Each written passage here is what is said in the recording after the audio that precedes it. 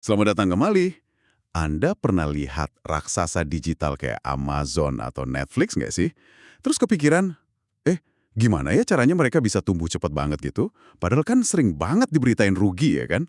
Bertahun-tahun malah. Iya loh, itu kayak teka-teki bisnis zaman sekarang ya. Menarik banget. Nah, hari ini kita mau coba bedah itu nih. Kita bakal pakai panduan dari bab 6 buku Rethinking Competitive Advantage. Penulisnya Ram Charan dan Gary Willigan.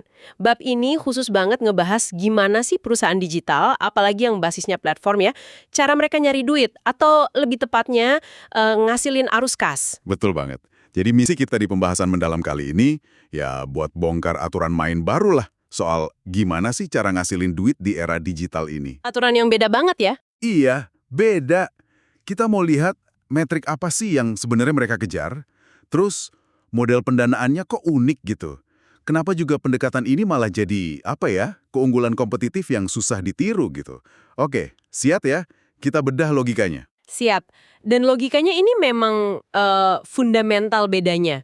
Intinya tuh ada di aturan kompetisi nomor 4 di buku itu.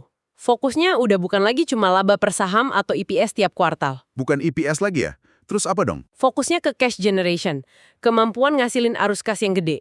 Dan ini didorong sama hukum baru namanya increasing returns atau imbal hasil yang meningkat. Nah, para investor strategisnya ini mereka ngerti banget perbedaannya. Ini kerangka berpikir yang mau kita dalami sekarang. Oke, kalau perusahaan biasa kan yang tradisional gitu, seringnya ya itu, fokus banget sama angka EPS tiap 3 bulan, ditekan pasar modal kan? Banget. Tapi kalau kita lihat misalnya Amazon deh pas awal-awal, atau Netflix beberapa waktu lalu, EPS mereka bisa negatif, tapi kok ya valuasi sama bisnisnya tetap aja melesat gitu. Gimana tuh ceritanya? Apa sih yang mereka lihat, yang investor lihat, yang mungkin kita nggak lihat pakai kacamata biasa? Kuncinya yaitu tadi, fokus metriknya beda, cara mereka ngomong ke investor juga beda.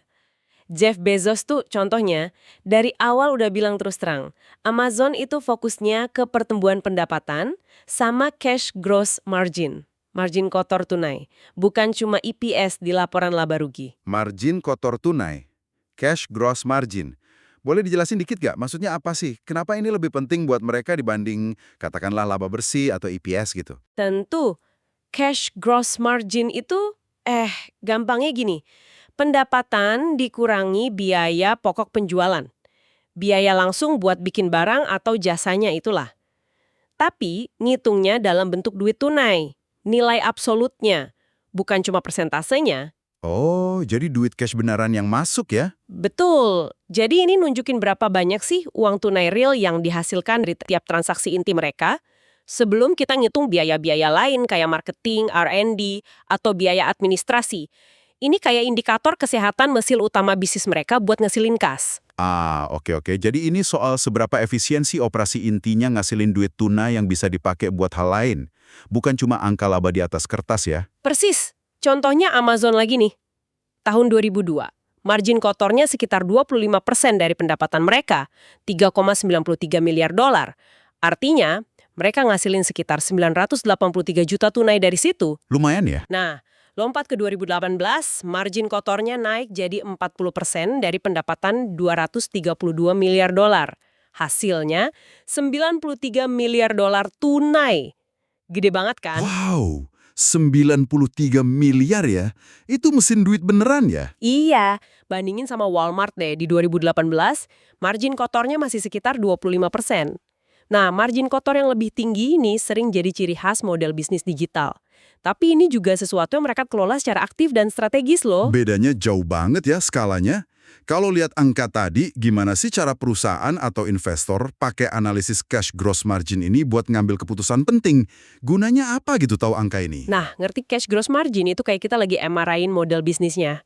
Jadi kelihatan sehat apa enggak, kombinasi banyak faktor. Harga jualnya, biaya pokoknya, pelanggan sering balik lagi apa enggak, diskonnya gimana, campuran produk atau layanan yang dijual, segmen pelanggan mana yang paling untung, sampai kontribusi dari mitra ekosistemnya. Jadi bisa kelihatan detail banget ya?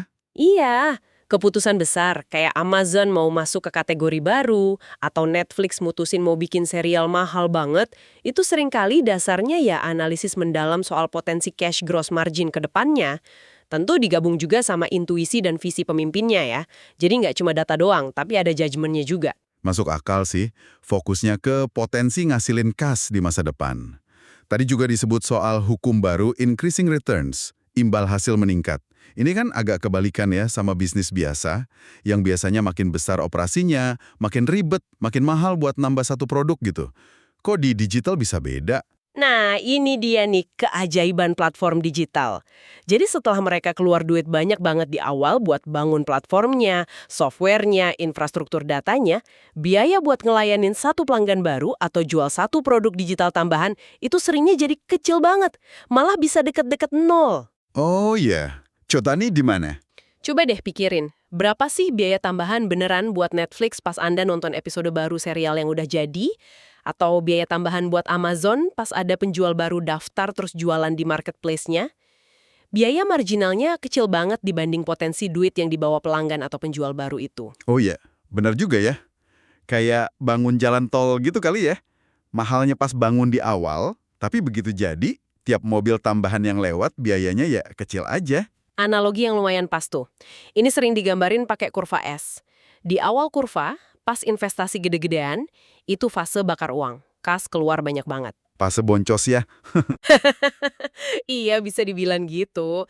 Tapi kalau produk atau layanannya laku di pasar, terus penggunanya udah banyak, itu titik belok kurva S. Nah, pengembaliannya mulai naik kenceng banget, eksponensial. Kenapa? Ya karena pendapatan nambah terus dari pengguna baru dan lama, sementara biaya buat ngelayanin tiap pengguna tadi kecil banget. Ini yang bikin cash gross margin-nya tumbuh dramatis. Ini inti dari increasing returns. Begitu lewat titik kritis ini, perusahaan digital jadi mesin penghasil kas yang kuat banget. Mulai kebayang nih gambaran besarnya. Tapi ini pertanyaan lagi. Gimana caranya mereka bisa tahan di fase awal kurva S yang bakar uang itu? Kan bisa lama banget, bertahun-tahun. Siapa coba yang mau modalin perusahaan yang rugi terus secara akuntansi? Risikonya gede banget kan? Dengan vision fund-nya yang terkenal itu, atau visi gede kayak Sequoia, Tiger Global, bahkan raksasa teknologi lain kayak Tencent. Mereka tuh lihatnya jauh ke depan, nggak cuma laporan laba rugi kuartalan. Jadi mereka udah paham soal potensi increasing return tadi ya? Betul, mereka paham potensi jangka panjangnya. Makanya mereka berani dan mampu nyuntik modal gede banget buat danain fase bakar uang ini. Seringkali buat waktu yang lama banget. Kesabaran mereka beda dong ya sama investor pasar modal biasa yang mungkin lebih mentingin EPS jangka pendek. Tapi ada batasnya juga kan pasti. Kayak kasus WeWork itu misalnya. Kapan bakar uang ini dianggap jadi buang uang sama mereka? Pertanyaan bagus, tentu ada batasnya. Risikonya juga nyata. Kasus WeWork itu contoh gimana ekspektasi bisa nggak ketemu sama realita bisnis atau tata kelolanya. Tapi buat para funders ini tuh kayak pertaruhan yang udah dihitung, calculated risk. Bukan asal bakar uang ya. Bukan, mereka tuh sebenarnya lagi danain perlombaan strategis. Lomba buat dapetin pelanggan secepat mungkin, ngumpulin data sebanyak mungkin, bangun efek jaringan network effects, terus ngunci posisi dominan di pasar sebelum kompetitornya nyalip. Fokus mereka yaitu potensi cash generation di masa depan setelah skala dan posisi pasarnya dapat. Contohnya Vision Fund SoftBank. Ya meskipun ada yang gagal, mereka kan danain puluhan perusahaan digital lain kayak Uber, Flipkart, Didi, pakai tesis investasi yang sama. Kemampuan dapat dana jangka panjang kayak gini jelas jadi keunggulan kompetitif yang gede banget ya. Gede banget. Ini kayak bikin parit pertahanan gitu, moat.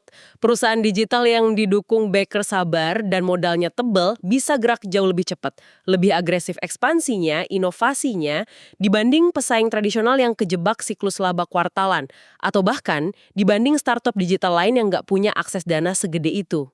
Oke, terus nih, setelah kasnya kekumpul, entah dari operasi yang udah mulai positif cash gross margin-nya, atau dari suntikan investor, duitnya dipakai buat apa? Langsung bagi dividen gitu, kayak perusahaan mapan biasanya? Wah, jauh dari itu. Apalagi pas fase pertumbuhan tinggi ya. Prioritas utamanya ya invest lagi, kas itu buat ngebut pertumbuhan lebih lanjut. Alokasinya agresif banget, fokus ke beberapa area kunci. Apa aja tuh area kuncinya? Pertama, akuisisi pelanggan baru gede-gedean. Lewat marketing, promo, subsidi awal. Kedua, pengembangan platform digitalnya terus-menerus. Ini butuh investasi gede di talenta, terutama software engineer. Ketiga, ngumpulin, nyimpen, dan analisis data skala besar buat personalisasi dan keputusan.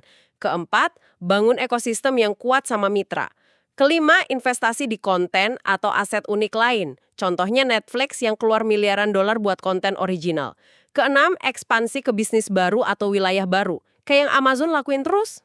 Beda banget ya, sama perusahaan legacy atau tradisional yang mungkin lebih hati-hati investasinya. Betul, perusahaan legacy sering kena dilema jebakan likuiditas gitu istilahnya. Mereka mungkin punya bisnis inti yang masih ngasilin cash, tapi tumbuhnya udah lambat atau malah turun. Tapi di sisi lain, mereka ragu mau invest gede-gedean di proyek digital baru yang hasilnya belum pasti dan mungkin malah makan bisnis intinya sendiri. Ini tantangan alokasi modal yang susah banget buat eksekutif di perusahaan tradisional.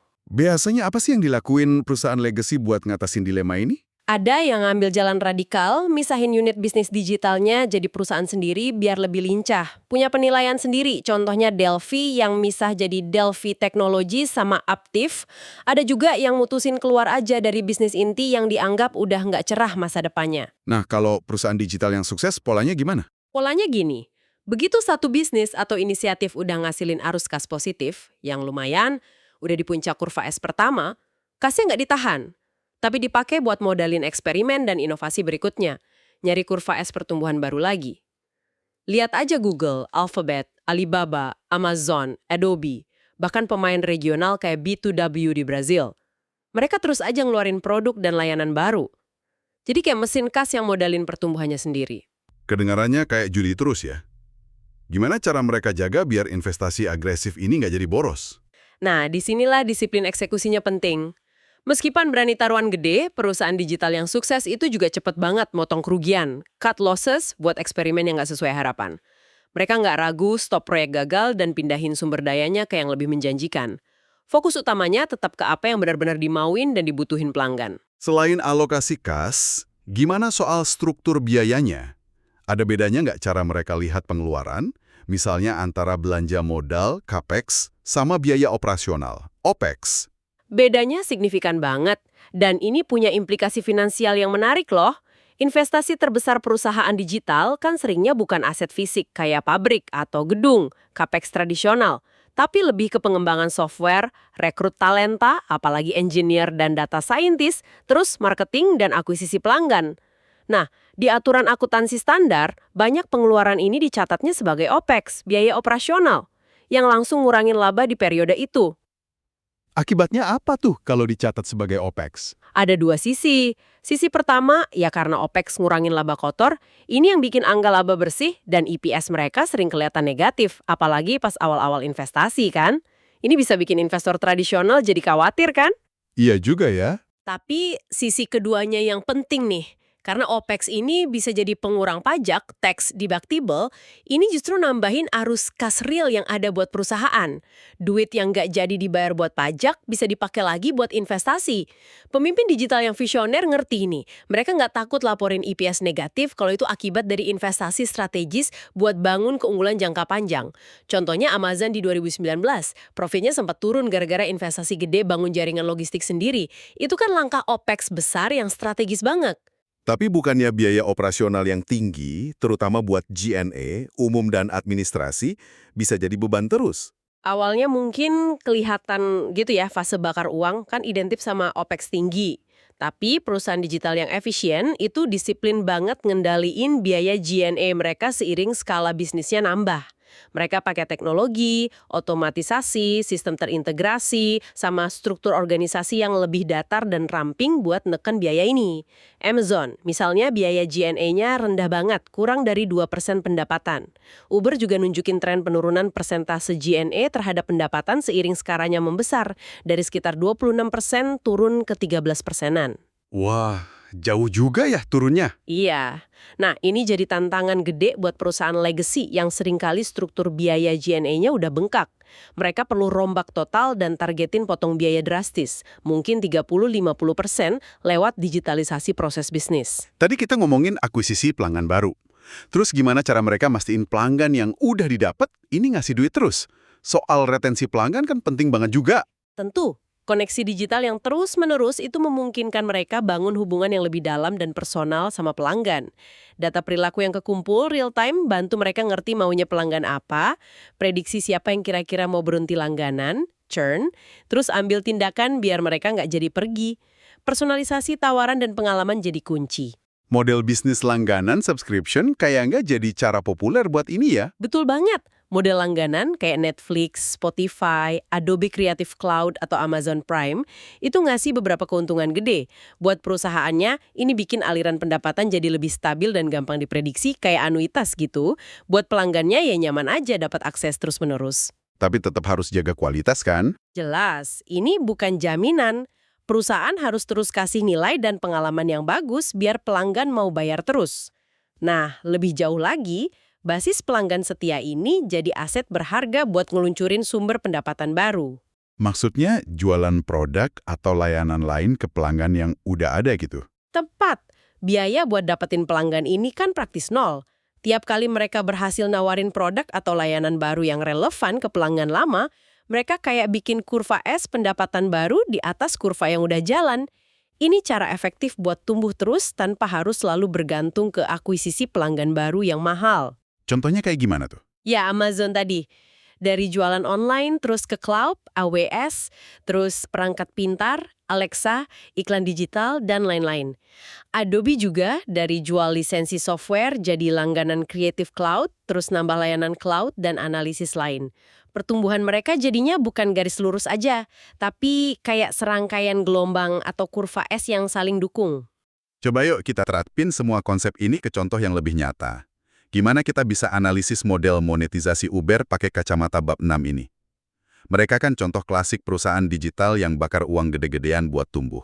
Oke, mari kita bedah Uber pakai logika tadi ya. Pakai data sekitar tahun 2019 lah kayak di buku buat gambaran. Pendapatan mereka waktu itu sekitar 14 billion dollar. Nah, cash gross margin-nya sebenarnya lumayan sehat, sekitar 50%-an. Oh, 50%. Lumayan tinggi ya? Iya, artinya dari tiap dolar ongkos perjalanan, sekitar 50 sen jadi kas kotor sebelum biaya operasional lain. Tapi pengeluaran OPEX mereka gede banget. Di mana aja tuh pengeluaran gedenya dan artinya apa? Gedenya di 3 area utama. Pertama, sales and marketing. Angkanya bisa nyampe hampir 30% dari pendapatan. Ini nunjukin mahalnya biaya dapetin dan nahan pengguna, penumpang sama driver di pasar yang kompetitif banget. Wah, gede juga ya buat marketing. Kedua, R&D, riset dan pengembangan. Bisa sekitar 18-20%. Ini cerminan investasi gede mereka di teknologi platform, pemetaan, dan terutama ambisi jangka panjang di mobil otonom. Ketiga, G&A, biaya umum dan administrasi. Sekitar 13-15%. Meskipun udah ditekan, tetap lumayan gede karena operasi global mereka yang kompleks. Jadi intinya, meskipun mesin utamanya perjalanan, ngasilin kas kotor yang bagus, kas itu habis kepake buat danain pertumbuhan, teknologi masa depan, sama biaya operasional global. Jadi strateginya emang skala secepat mungkin, kumpulin data, bangun merek global, sambil didanai investor sabar, meskipun rugi bersih di laporan keuangan ya. Persis. Strateginya ya menangin pasar global secepatnya, kumpulin data perjalanan dan pengguna skala masif yang bisa jadi aset berharga nanti, dan bangun merek dominan. Ini butuh suntikan dana luar biasa besar buat danain subsidi, buat penumpang dan driver, insentif talenta teknologi, dan R&D jangka panjang. Di sini kelihatan banget peran funders itu vital. Terus gimana potensi sukses jangka panjang model kayak Uber ini, kalau dilihat dari kacamata cash generation dan increasing returns tadi? Potensinya sih ada, tapi ya tergabung beberapa faktor kunci. Kalau Uber bisa terus naikin jumlah perjalanan per pengguna aktif, jadi platformnya makin sering dipakai, terus bisa jaga atau malah naikin dikit cash gross margin-nya, misalnya lewat efisiensi atau fitur baru, nah hukum increasing returns bisa mulai jalan tuh. Gimana maksudnya mulai jalan? Maksudnya, kalau pendapatan tumbuhnya lebih cepat dari biaya operasionalnya, terutama S&M dan G&A yang harapannya persentasenya turun seiring skala nambah, perusahaan bisa nyampe titik impas arus kas, terus akhirnya jadi mesin penghasil kas yang signifikan. Mereka juga nyoba bikin kurva S baru kan, lewat Uber Eats, Uber Freight, dan lain-lain. Tapi resikonya juga nggak kecil dong ya? Tentu saja, risikonya banyak banget, saingan yang brutal dari pemain global atau lokal, Lyft, Didi, Grab, Gojek, dan lain-lain, tekanan buat naikin pendapatan driver atau jadiin mereka karyawan, yang bakal naikin biaya banget, perubahan aturan di banyak kota dan negara, terus sentimen pasar modal yang naik turun sama model bisnis mereka yang masih bakar uang ini. Iya, ingat banget pas awal pandemi mereka tarik guidance ya. Nah itu dia, jadi model ini meskipun potensial tapi ya lumayan rapuh juga sama perubahan dari luar, bergantung banget sama eksekusi yang bagus dan kesabaran investor. Wah, ini bener-bener bikin jelas ya kalau aturan main finansial di dunia digital itu beda banget. Fokus utamanya di arus kas dari operasi inti, terus manfaatin hukum increasing returns dengan kejar skala, didukung dana yang berani dan sabar, terus kasnya diinvestasiin lagi secara agresif buat tumbuh terus lewat kurva-kurva S baru. Jadi, apa artinya semua ini buat Anda yang dengerin? Mungkin jadi beda ya cara Anda baca berita soal valuasi startup teknologi atau laporan keuangan perusahaan digital sekarang. Sangat mungkin. Ngerti logika cash generation dan increasing returns ini bukan lagi teori doang, tapi udah jadi inti dari keunggulan kompetitif di era digital.